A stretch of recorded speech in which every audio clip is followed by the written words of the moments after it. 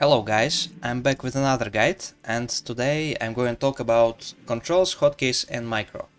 So this guide is pretty technical, it's aimed at newer players, but can also be useful for experienced players. I'm going to try to do this one quickly, because it's pretty boring, but it's all the things you need to improve your gameplay. Okay, so our objective is to increase efficiency of our gameplay. How are we going to do this? First of all, we're going to increase our APM, mainly by using hotkeys and shortcuts and just doing things faster.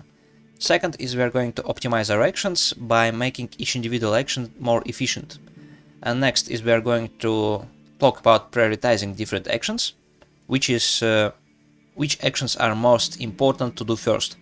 Last one, we'll also look at some unit micro, at some tricks you can use to make yourself better at fighting and just then controlling your units. So assumptions, this guide is for any skill level, but mainly for newer players, or just for experienced players who want to improve at controlling units.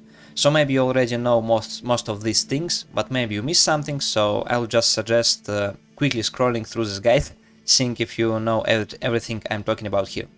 Second is we want to change how we play, not what we play, so we will not be talking about any strategies or tactics here. Next, this is only for land maps. Also, I'm showing here setup I personally use. I think it's subjective for me, but also it should be okay for most players. And we're going to, I'm going to suggest just to try different settings, see what works best for you. So it's not like what you must play, it's just my recommendation. Okay, first we're talking about the APM, and first thing we need to talk about is moving our camera. There are three methods for moving camera. Is by mouse. It is called screen edge panning. It's when you move your mouse to the right or to the left and your camera moves along with it. I use these settings, I think they work best, at least for me. Second is centering on selected, which is when you selected some building or some unit and then you press a button to center your camera on it. And last one is clicking on the minimap. So centering camera, I'm using these settings. So the idea here is when you select your town center or your control group or your production building, you do not want your camera to automatically center on it, because it's not very good. For example, when you're in a fight and want to produce units, your camera should stay on the fight. But in case you want to center on your town center or on your production buildings or control group, you should have a dedicated key. By default, this is F5, but I'm using Y. A key is called Focus on Selected Units. You can also just double tap your control group in case you're using control groups. For example, if you want to center your camera on control group number 3, just double tap 3. Okay, so also camera. There is a choice between classic and panoramic. I would suggest using classic, but it's entirely personal. Classic gives you a little bit more control over micro, and panoramic gives you a little bit more awareness to what's happening. Minimap size, I would suggest using largest, because I think it's best by far. It gives you better readability, so you can more easily see what happens on the map. You can spot rates, you can see unit movements, resources, and also if you want to move your camera by clicking on the minimap, which is also very good, largest is simplest for it. Okay, production. So how do you make buildings? You always want to be using your keyboard shortcuts to make buildings. So for example, if you want to make a house, you press Q 2 times, or if you want to make a farm, you press Q and then you press A. These things you simply need to get with experience, but you can train them, for example, using this website. You can find it through AoE for World. There is a section called Tools, and you can see it there. So it's a simply mechanical skill. It takes about a few days to master, and you will simply get used to it. Next one is make units or upgrades. You should also always use shortcuts. It simply saves you too much time. For example, you just select barracks and press Q for producing spearmen, etc. And also if you have a production building selected, you can set your waypoint by right-clicking, and you can also use right-click plus shift to select a complex path. So usually this is used with the monks or with traders. With monks, for example, you right-click on a relic and then you shift-click back on your monastery, so your monk brings it back. Okay, so also selecting buildings. Personally, I'm using this setup. I just press H to select my town center, and if you click H more times, it will give you different town centers. So for example, if you have 2 town centers and you want to keep producing villagers, you should press H plus Q and then H one more time and then Q one more time. In this example, I'm producing 2 villagers from each town center. Also, you have F3, F2 and F1, which are hotkeys for selecting all military, economic and upgrade buildings.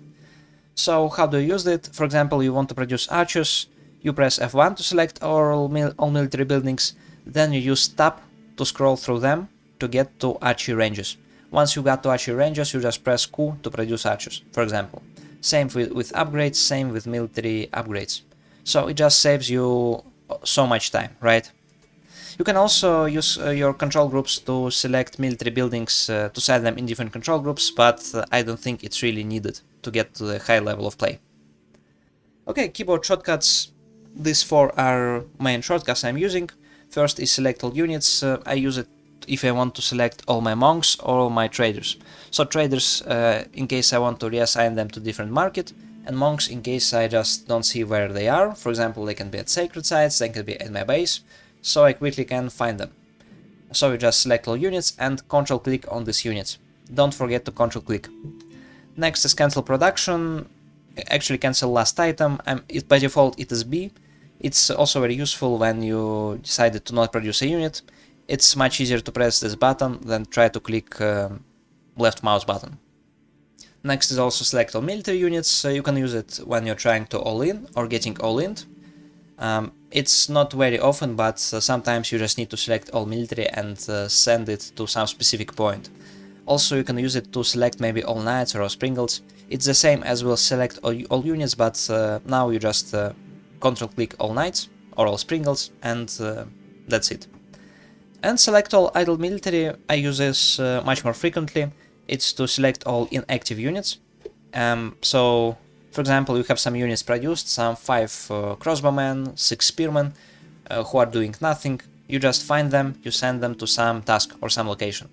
Also, if you don't want your unit to be selected, for example, you set your knight to monitor if enemy is going for a food source or for a relic, just press D and your knight will start patrolling. So when you press this shortcut, select all idle military, it will not get selected because it is patrolling. Next, let's talk about optimization. Control groups is the first topic. We are using Ctrl plus num key, like 1 or 2 or 3, to create or override an existing control group. And you can also use Shift plus numerical key if you want to add new units to your control group. So for example, you have 7 knights, you want to add to this group 2 more knights, just select them and press Shift plus numerical key for this control group. Personally, I'm using 1, 2, 3 for unit groups, and I reassign them pretty often, so it's not static, it depends on the situation. There are 2 main use cases. First is you controlling multiple armies or multiple scouts, then I just denote them from 1 to 3, from left to right. It's very easy because if you want to select your leftmost army, you just press 1, your middle army press 2, or your right army press 3, so you get used to it pretty quickly. Second, if you're fighting, I usually set 1 to my springles or my melee units, 2 for my ranged units or mangonels, and 3 for my siege units, like bombards or trebuchet, or to my raids, which are going in the bank rank in opponent's base, or for example for flanking. Yeah, so this configuration works for me. You just need to get used to it, to memorize it in your brain that 2, for example, is your mangonels, or your ranged units, your archers, for example. So it becomes easy to use. Also using 4 and 5 for special buildings. These are buildings like Golden Gate, Guildhall, House of Wisdom, which are using pretty often. For example, you want to use your Golden Gate every minute ideally, and you can always click 5, then click a shortcut for your trade. It's very easy. You also can use 4 or 5 to control decent production. For example, you're in Imperial, you're building some split push rams, just to push in the top, for example, when you have no army. So you can use 4 and 5 for this purpose. I'm using 6 for monastery and I'm using 7 for markets, and you should also use keyboard shortcuts for selling and buying at markets. It saves you a lot of time.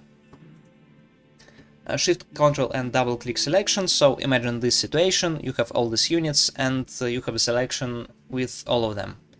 So to start, even if you don't have anything selected, you can double click on control click each one of these units, for example this knight, and if you do this you are going to select all knights that are nearby. You can also imagine now you have this selection active. So what can you do with this selection? You can control click one unit or one icon, and if you do this, only such units will be left in your selection. So for example, you want to select only knights. If you control click this knight or this icon, you will select only knights. And if you want to exclude some unit, for example, you only want to select military units, you want these villagers to not do anything, you just shift click them. This individual villager, for example, or this icon. So you can easily add or remove units. If you want to add, you just press Ctrl and click. If you want to exclude, you press Shift and click. Again, you just need to get used to it. Okay, queuing commands, it's simply shift clicking. You can set a complex path for your units, as we talked about with Monastery. You can also focus on different targets. So in this example, horsemen will try to focus one villager at a time, so they will not attack other villagers until this one is dead. So this is pretty good for raids and for ranged units. Also, if you want to build multi-segmented walls or palisades, we'll see it later. And if you want to make multiple farms. So this is, of course, you know about this most likely. You just make a mill, then you shift click these farms around it. You can also leave your mouse here and just shift click farms. Your villagers will build them. It's not the most efficient way, because you should try to build one farm with one villager. But usually it's most efficient with regards to time, right? Okay, prioritization, so it's pretty complex. First we'll talk about fights. It's very dependent on the situation. Here are some examples of things that can be very important during fights. First of all, keeping your cavalry away from spearmen. Second is hiding spearmen from enemy archers. Next is flanking opponents with horsemen or knights, or maybe raiding, I don't know. Next is destroying or avoiding enemy mangonels, because mangonels can wipe out your ranged composition. Next is winning a springle fight, then destroying enemy mangonels, and maybe getting away from opponent's keep. So as you can see, these things have in common. One thing all this has in common is that, for example, here you can use your cavalry very quickly from spearmen. Here you can lose your ranged units from mangonels very quickly. So these are centered around things that can do a lot of damage in a short amount of time. So spearmen can do a lot of damage to cavalry, mangonels can do a lot of damage, keep can do tremendous amounts of damage. So you should watch out in general for things like this, like counter units, right, or keeps. Okay, so let's look at some examples. First is this player is trying to push this player, but it's going wrong because a red player started to have more military. So priorities here would be, first of all, for this player to escape, and for this player to avoid rams and just attack military. So rams can be broken with villagers, right? You just pull villagers and use these units to clear as much of these units as possible. So other priorities, which are not as important but still important, is trying not to lose horsemen to knights. For this player is to try to focus horsemen or javelins using knights. Also use javelins to snipe archers, try to activate shield wall on spearmen if they are under attack. And for this player it is to try to kill, while retreating, try to kill as many spearmen as possible using archers. Next one is, we can see that in this example teal player has a little bit more military than red player, so red probably needs to step back just a little under the town center, then he will be safe. Both of these players need some reinforcements, of course, but teal player maybe should try to surround, should try to raid, and should try to snipe spearmen using crossbows, or just keep crossbows safe. And red player, first of all, should try not to lose spearmen, also should try not to lose ranged mass, so cover ranged mass using spearmen. And step a little back, and maybe also try to snipe spearmen or crossbows with longbows, because longbows are very good at this. And also get these villagers to safety, maybe to town center. Next example is much more complicated, because there is a Berkshire Palace, which is obviously very important. If this goes up, then pink player is going to lose a lot of crossbows. Also, one objective that is interesting is this palisade, because if yellow uses these villagers to finish this palisade, pink crossbows will be trapped inside, and if this Berkshire gets built, these crossbows will just die, right? Also, we can see a mangonel here, but yellow doesn't have a lot of crossbows and they're far away, so it's not tremendously important in this fight.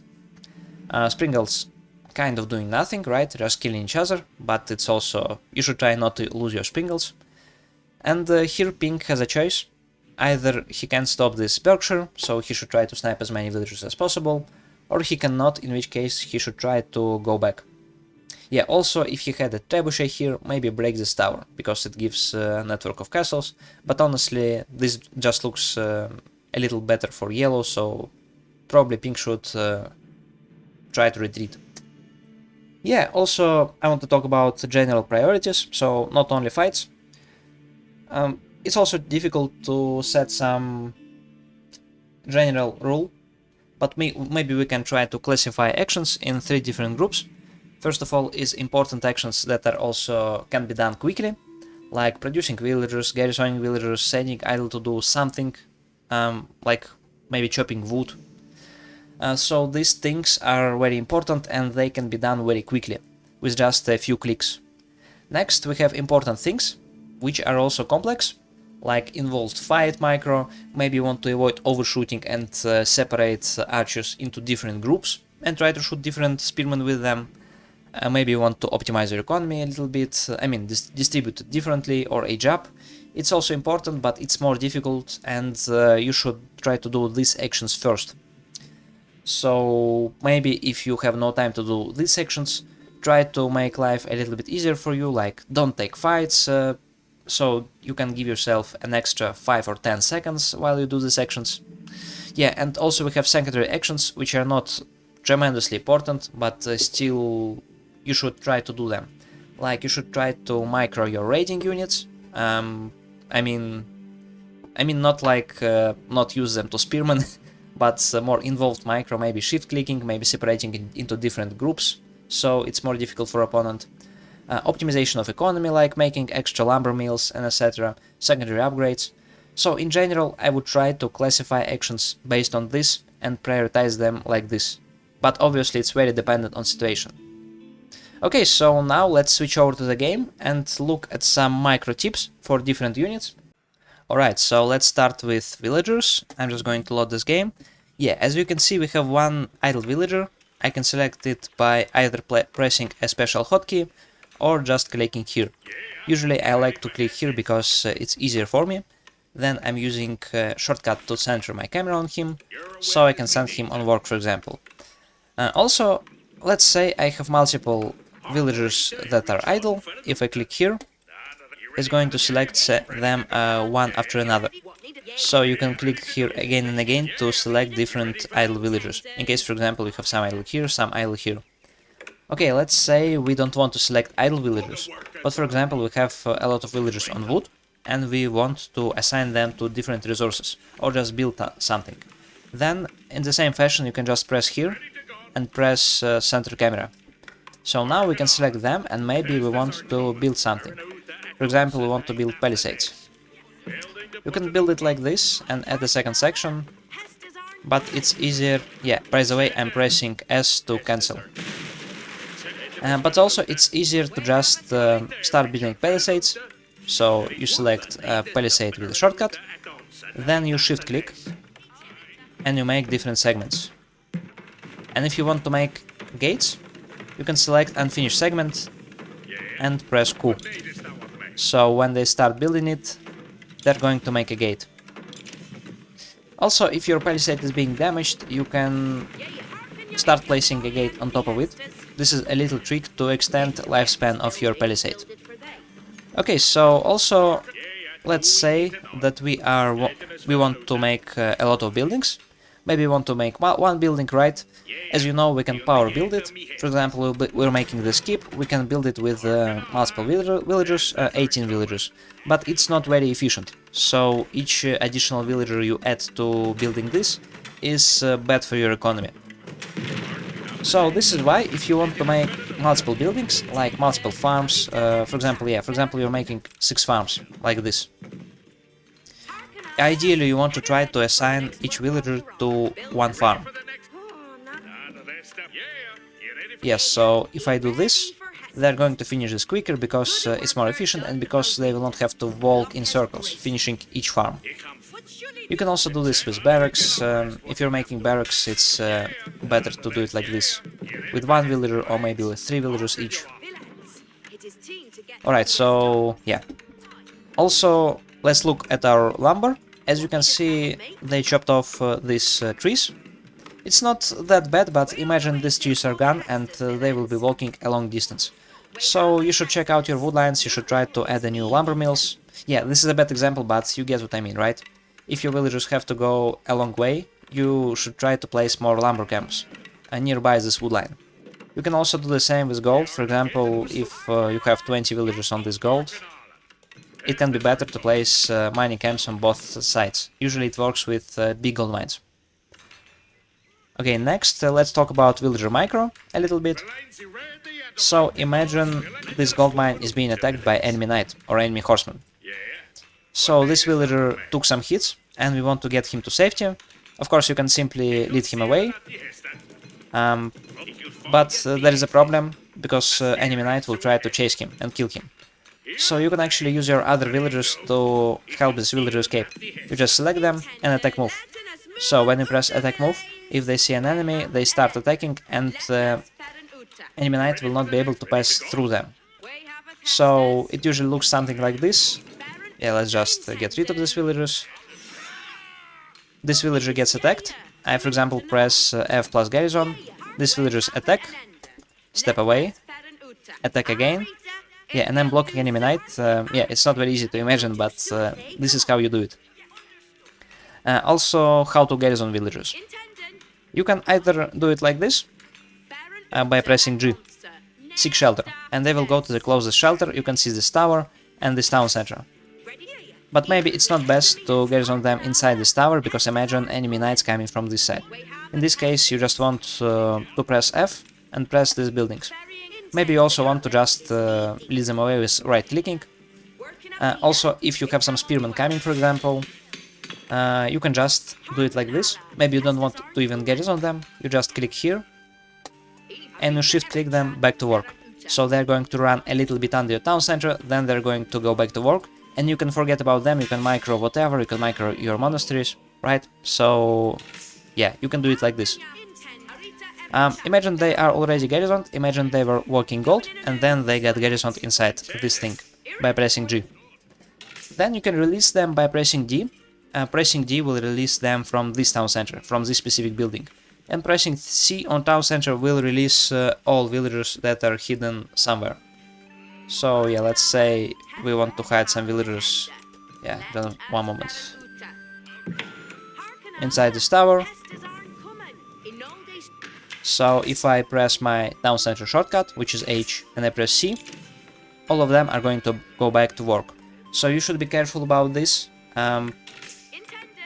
because if they are garrisoned, and imagine that enemy raiders are here but not here, you need to only press D to release only these villagers. And you almost never want to use this thing, ring the town bell, because it just idles your whole economy. It's very inefficient. You don't really want to idle these villagers if they are not being attacked. Alright, so let's also talk about tower or town center or keep attacking. So this structure, tower, it actually, of course it can attack, it has arrow slits, but actually you can target different units using your right click. For example, I can kill deer using this emplacement and villagers inside. So as you can see, it will not attack new units and shift clicking doesn't work on it. So it will only attack the first target. In this case, for some reason it also attacked this deer, but shift clicking does not reliably work on buildings. So for example, if under your town center are some arms, some crossbows, try to click crossbows one by one. Don't shift click them because it will not work, but this way you can make your shooting a little bit more efficient. Yeah, and also I'll show you one trick. If you want to transition your villagers to a specific side of this town center, so maybe you only started your game and you want them to quickly get to gold, or I don't know, you just want them to spawn on this side, because opponent is ramming you from this side and you want to break ram with your villagers. I'll just show you. If you garrison them, if you press release, they're going to come out from this side. If you lead them from here, they're going to come out from this side. So usually they come out from the side that they got into the town center, right? But maybe I want them to come out from this side, in which case I should find the task for them, like this ship. So see what happens. If I click this ship, if I garrison them, then I release them, they come out from this side. So you can easily transfer them through town center, it saves you some time, it's very useful. If you make a building, maybe you don't have any ship here, right? If you do it like this, make a building, garrison them, let them go, you can then cancel this building and they'll still be on the other side. Okay, so now let's briefly talk about monks. There's only one tip you should know about monks. You can do it like this, right? Click here, shift click back to monastery. Also, you can do something a little bit more involved.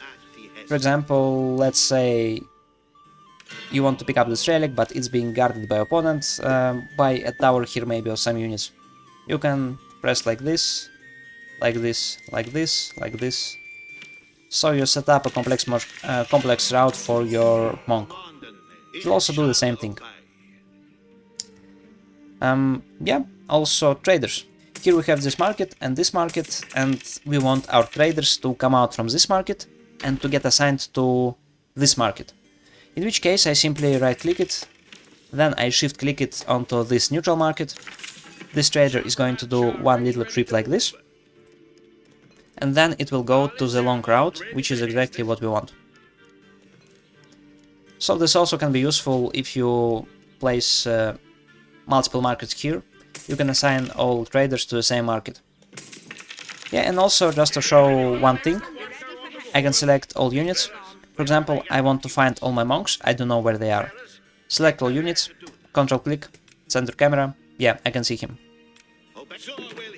Also, if I want to reassign all traders, I just select all my traders and click on this market. Maybe also neutral market.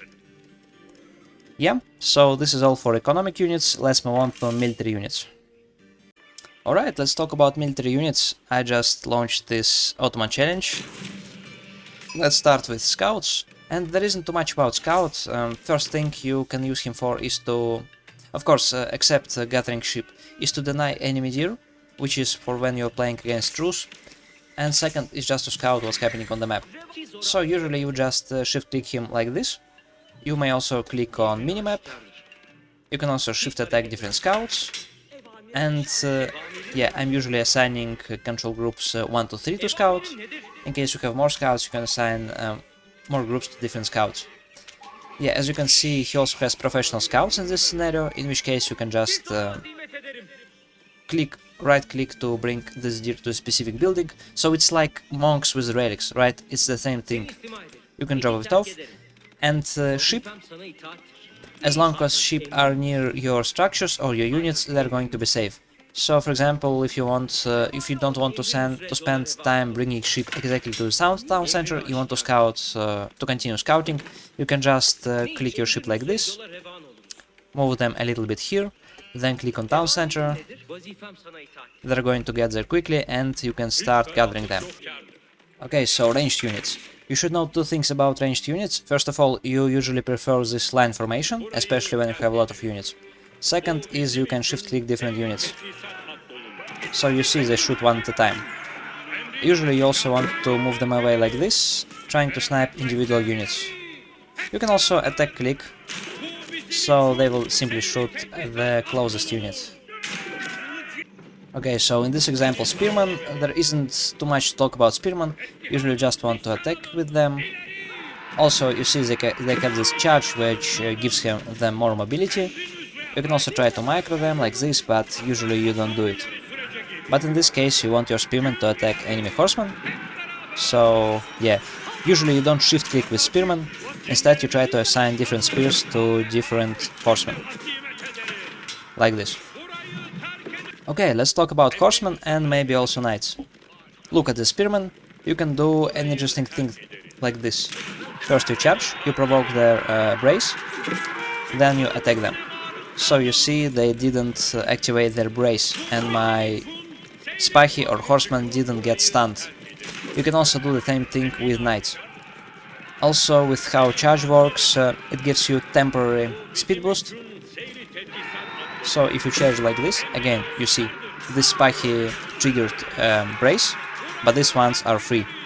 So if you're playing knights, for example, you can do much more damage to this spearmen by just basing out their brace, then ramming into them. Yeah, and also charge gives you some extra damage in the beginning, especially for knights. And here we have Spahi, of course.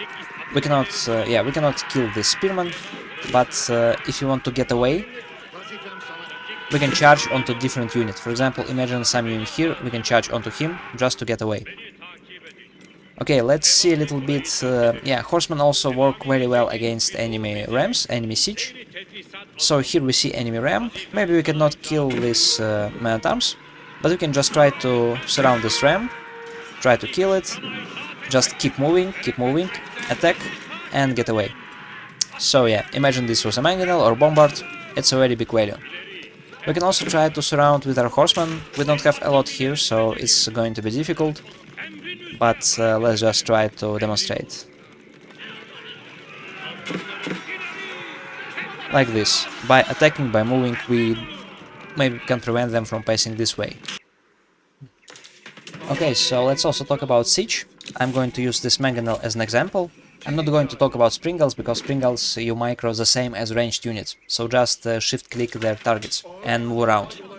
Okay, so first of all, if you want to attack these units and while retreating, and you want to quickly turn around, let me show this.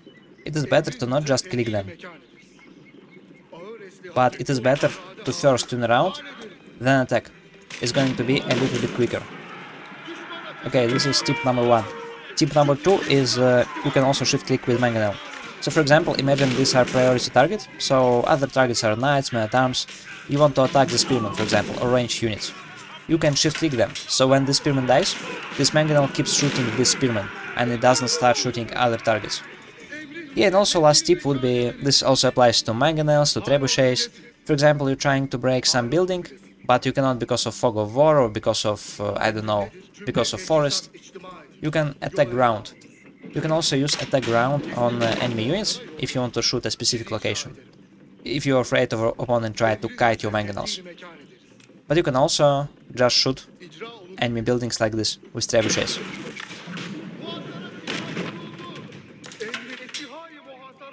Okay, so I should talk a little about dodging mangonels. I cannot show an example here because I don't have a single player, but usually you want to use your line formation or your spread formation, and when this mangonel is shooting you, you want to quickly move to a side, or maybe forward, or maybe backwards, just at the moment as it's shooting. So this way you can dodge mangonel shots. Yeah, usually it works pretty well. Alright, so we talked about unit micro. Of course, there are more things you can learn about it. For example, that you need 2 springles to one-shot enemy springlet or enemy mangonel. But the rest is simply learned through experience, and I try to show you general things you should keep in mind when microing units. So let's try to conclude. I just want to describe general process you can use to improve your micro, your control. First of all, I think you should try to focus on doing new things and not just winning. So for example, let's imagine you always use select all military shortcut, right? In short run maybe it's good because of this you're able to focus your military, you're able to all in the feudal age, but it can be bad for you in long run, because in many situations you will need to split your forces, you will need to defend yourself from raids, for example, or raid yourself, and this is when this old habit will lose you the game. So you should try controlling different unit groups in this specific case, or just in general using new shortcuts. Maybe you know how to make buildings by clicking mouse icons, right? Clicking icons by mouse, and you're not using any building shortcuts. Again, it's good for you in your current game that you're currently playing, but in the long run, after, I don't know, 10 games, 20 games, it will cost you, because your decisions and your actions will be a little bit slower. Okay, second tip would be instead of trying to do a lot of things at the same time, try to focus on one specific thing. So how you get really quick with your actions is not by trying to do everything at once, but by learning to do one thing really well, really quickly, and then when you do each individual things really quickly and really well, you can chain them into sequence of actions that you do really quickly. Yes, so try to, for example, focus on always pressing the correct shortcuts. Then you will just do it automatically. And last tip would be try playing some Age of Empires 4 learning missions. They are called Art of War, I think. They are really good to get you started. So the personal challenge I set for myself when I started playing is to get gold in all of the stat challenges. Also, if you want to go further, you can try to achieve 0 deaths in the early combat and late combat challenges. It's not as easy as it looks. Also, I think there are some mods like battlegrounds or micro challenges. You can also play them just to develop a general sense of micro and to improve your control over units. Okay, so this is all for this guide. If you have any questions, be sure to put them in the comments. Thanks for watching.